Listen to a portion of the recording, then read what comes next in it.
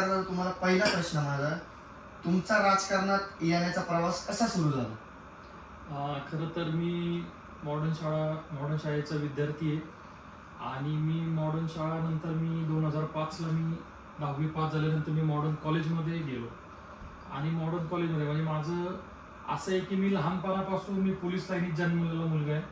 त्यामुळे मी माझ्या वडिलांचा संघर्ष असेल किंवा माझ्या मित्रांचं जे माझे वरिष्ठ होते मी त्यांचा संघर्ष मी लहानपणापासून बघत आलो.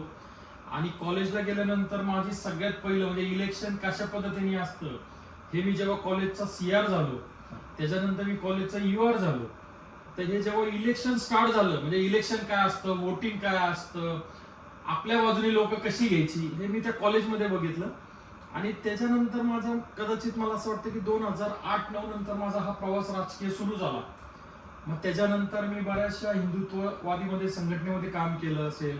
मग आमचे मार्गदर्शक मिलिंद भाऊ एकबोटे असतील, मी त्यांच्या मार्गदर्शनाखाली मी आपल्या गोहत्या असेल किंवा अशा बऱ्याचशा संघटनेत मी काम करत गेलो. आणि त्याच्यानंतर माझा हा प्रवास हळूहळू पुढे वाढत गेला. अच्छा.